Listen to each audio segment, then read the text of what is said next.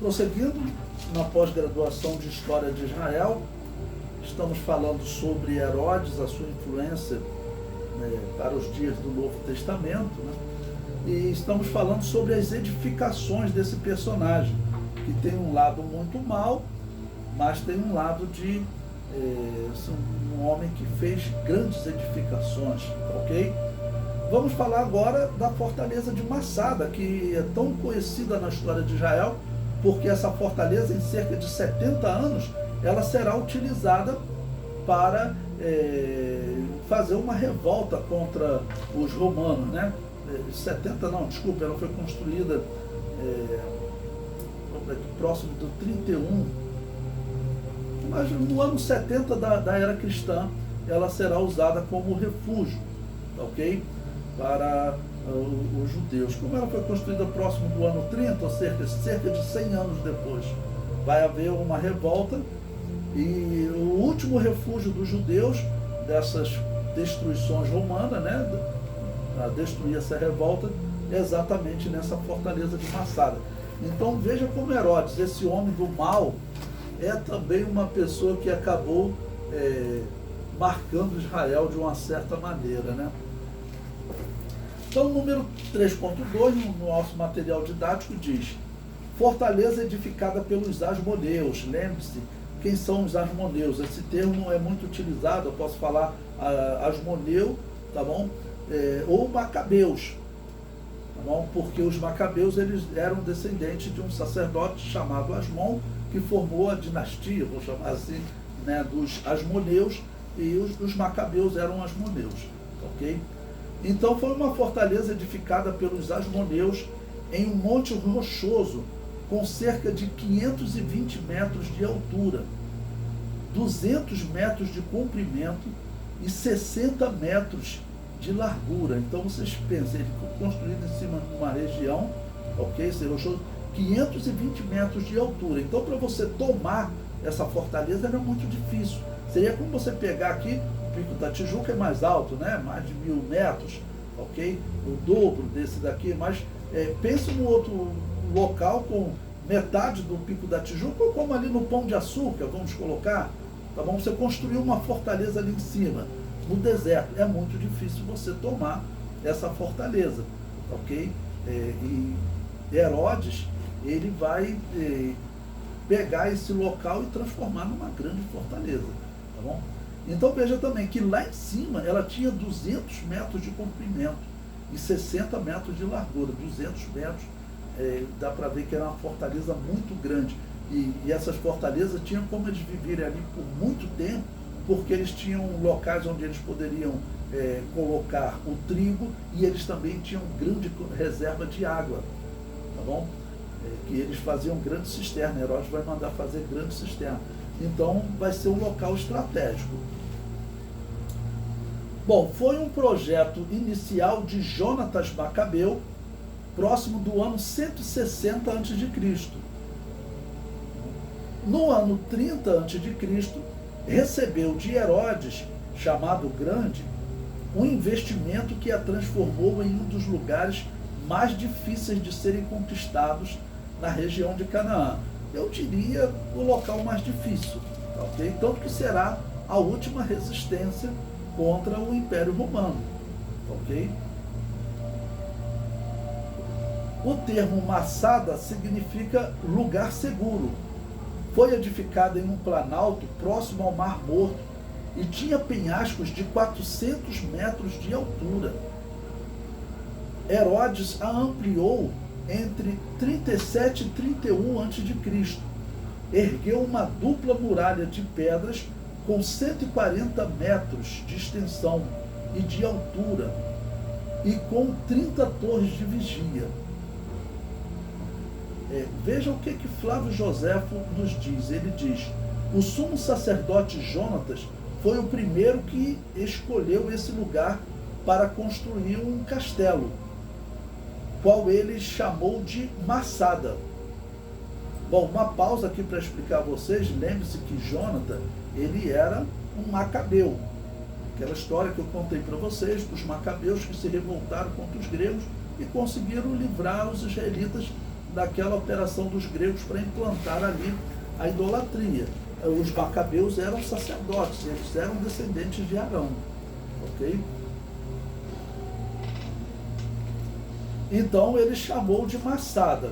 E Herodes, o Grande, não poupou despesas para fortificá-lo, o mais possível. Rodeou-o por um muro construído com pedras brancas de 12 côvados de altura e de 8 de largura. O perímetro do muro era de 7 estádios, e ele o fortificou com 37 torres. Olha só, vamos dizer, o que ele está construindo em cima dessa montanha. Imagine quanto ele gastou para levar material lá para cima. E essa fortaleza ele está construindo não é para os judeus, não. Ele está construindo para ele se proteger no caso de uma revolta. Tinha essa fortaleza, tinha o Herodes. São coisas que ele está construindo para ele se proteger de uma revolta dos judeus. Porque essas revoltas aconteciam a todo momento. Lembre-se que aquele julgamento dos apóstolos, ok?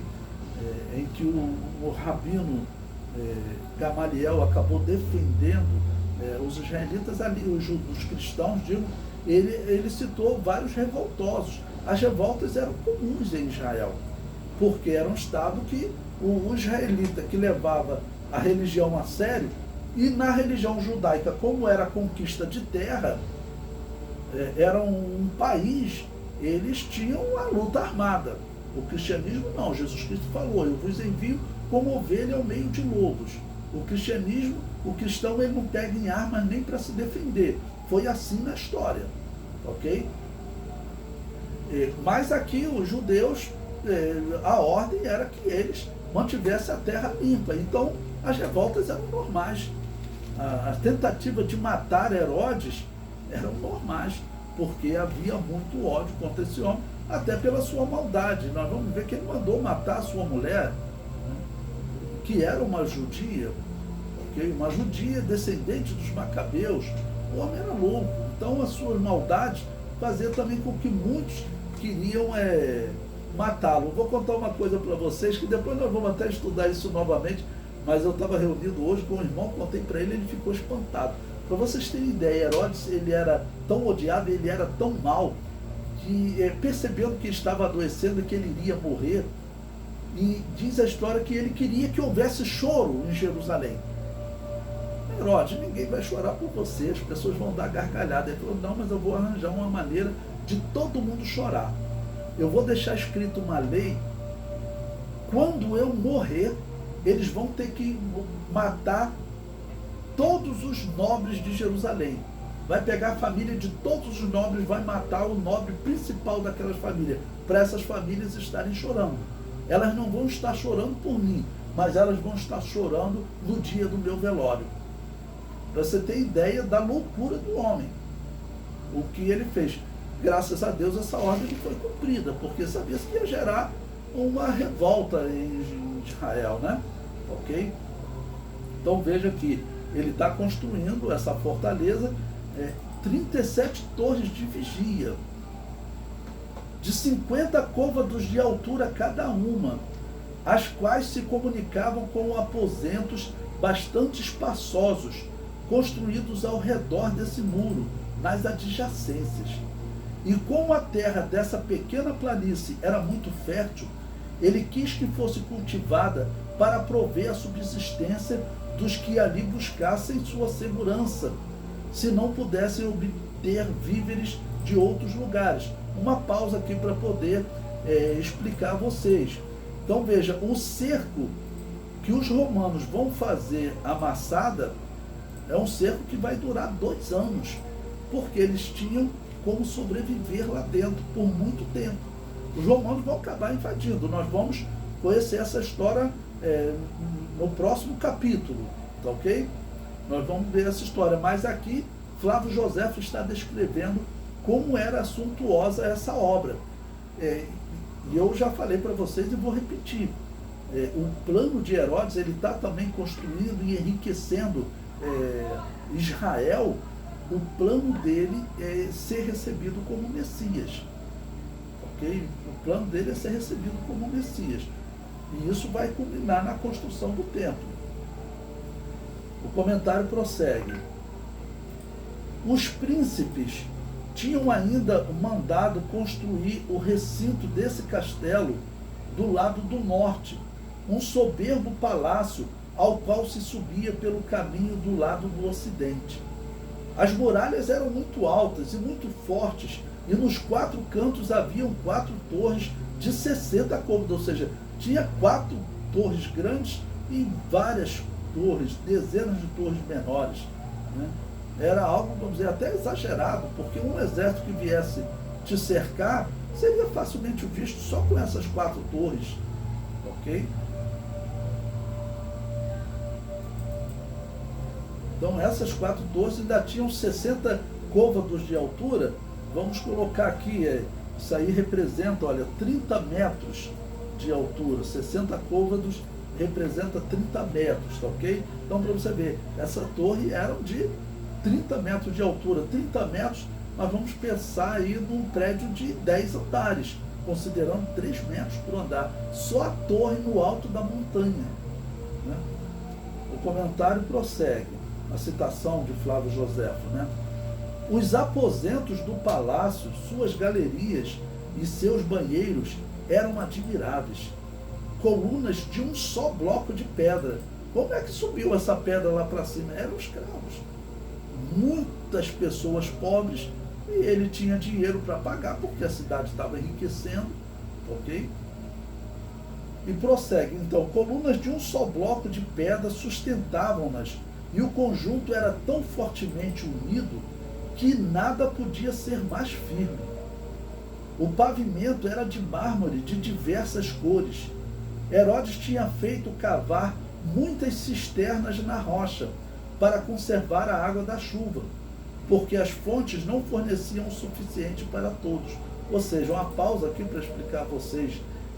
Dentro da muralha, dentro da montanha, eles escavavam, e aquela terra ia sendo jogada do lado de fora da montanha, né? Mas era escavando muito para ficar ali um local de pedra, onde não tinha terra, que aí a água iria sempre sendo purificada, né? Ok? Então, ali eles cavavam um grande poço, muito largo, que era uma grande cisterna, ok? Vamos dizer, isso era trabalho de muitos escravos, mas dá para nós dimensionarmos como Jerusalém era rica nesse período, a Judéia em si, não? Porque haviam muitos judeus gregos também, e com a construção, principalmente do templo que vem agora, aqueles judeus que viviam distante vão aumentar as peregrinações a Israel. Tanto que nós vamos ver no dia de Pentecostes, que era um dos dias especiais de festa, a Bíblia diz que haviam varões de todas as nações que haviam. Por quê? Uma outra coisa importante, se vocês lembrarem, nós estamos aqui perto do nascimento de Jesus. Nos dias de Salomão, se vocês lembrarem, eu contei para vocês que Salomão, segundo a história, ele enviou os judeus com os navegadores chamados fenícios, que teriam habitado a terra na região da Espanha. E como existem teorias de que os navios de Salomão, dos fenícios de Salomão, teriam estado no Brasil, eu contei para vocês a história da Pedra da Gávea, que existe a hipótese dela ter lá uma escrita dos fenícios, ok? Existe a hipótese dele ter trazido até judeus aqui para o Brasil. O que é interessante, que eu vou deixar para vocês pesquisarem na internet, nós conversarmos na próxima aula, foram encontradas tribos aqui no Brasil que praticavam a circuncisão. Olha que interessante. Nós sabemos que Israel não era o único no mundo antigo que praticava a circuncisão, mas é um fato interessante, né? Pois bem, continuando a leitura. Um fosso que não se podia ver de fora levava desse palácio para o alto do castelo, que lhe era como a cidadela. Aqueles que tivessem algum plano de conquistar essa praça mal lhe podiam ver as estradas de acesso, bastante difícil, que na verdade não eram estradas, vou até colocar aqui, né? As trilhas de acesso, ok? Seria melhor colocar assim. Quanto ao que estava do lado do Oriente, era tal como nós a descrevemos. Tinha construído a 1000 côvados, ou seja, 500 metros, ok? Longe do castelo. Então, além disso, 500 metros do castelo, eles fizeram essas reservas também. No lugar mais estreito do caminho, uma torre que lhe fechava a passagem e que não era fácil de se tomar. Toda a estrada tinha mesmo sido feita de tal sorte que era muito difícil passar-se por aí, embora não se encontrasse obstáculos. Assim, natureza e arte pareciam ter trabalhado sem descanso para fortificar essa praça. Então eu coloquei esse texto de Flávio José, foi em história. Eu acho muito interessante nós colocarmos o comentário na íntegra. Muitas pessoas vão parafraseando, né, os documentos antigos, e essa questão de parafrasear, às vezes você acaba alterando um pensamento. Então eu gosto de colocar o texto na íntegra, no caso de Flávio José. Tá bom? Então, que descreve a suntuosidade desse palácio. Eu coloquei algumas imagens aí para vocês. Uma que tem a fortaleza de Massada hoje, com as suas ruínas, né? Mas dá para você ver ali que tem locais assim, que vou chamar de mirantes, né? Tá bom? Onde tinham construções, e também lá no topo da montanha, na parte de cima da montanha. Agora imagine um exército para invadir essa cidade, e o povo ali de cima jogando flechas, até pedra que jogasse era complicado para o exército, ok? Bom, coloquei na página seguinte, na página 26, uma ilustração artística que eu encontrei na internet, tá bom? Em que ela traz ali uma das partes da muralha de Massada, e como ela estava colocada, vamos dizer, num local bem íngreme, que eles dizem que chegava a 400 metros, ela estava ali naquele local. Existem vídeos na internet, eu vou mandar alguns para vocês, de pessoas andando lá hoje, e eles falam, olha, o caminho era estreito há 2000 anos atrás. É a mesma coisa. Okay? Então, um exército, para chegar ali, para subir, enfrentar um outro exército, naquela ribanceira, com gente jogando pedra do alto, jogando flecha, era complicado, mas os romanos vão conseguir, né? Então, é na página 26. Ainda na página 26, uma outra ilustração também que eu achei na internet. Agora observe nessa página 26, essa segunda ilustração, que do lado direito você tem ali uma rampa. Aquela rampa ali, ela foi construída pelo exército romano. Foram 2 anos construindo. Eles fizeram aquela rampa para eles conseguirem invadir a fortaleza. Tá bom? E nós vamos estudar, quando eles conseguirem invadir a fortaleza, nós vamos estudar com detalhes o que vai acontecer, o suicídio em massa, né? O moleque se esconde, sobrevive, ok? Mas é uma ilustração interessante. Então veja, para construir uma fortaleza dessa em cima da muralha, quanto de dinheiro esse homem tinha, né? Nós sabemos que muito dinheiro era até roubado, né? Falei na aula anterior, diz que até o túmulo de Davi ele saqueou, porque diziam que tinha riqueza lá. Os judeus, por respeito, não invadiam. Ele descobriu onde era, foi lá e invadiu, e diz a história que ele encontrou riqueza sim, né? E ele então fazia essas obras suntuosas. Por isso é que ele é chamado de o grande, não é por ações boas, né? Mas é por ser um grande edificador.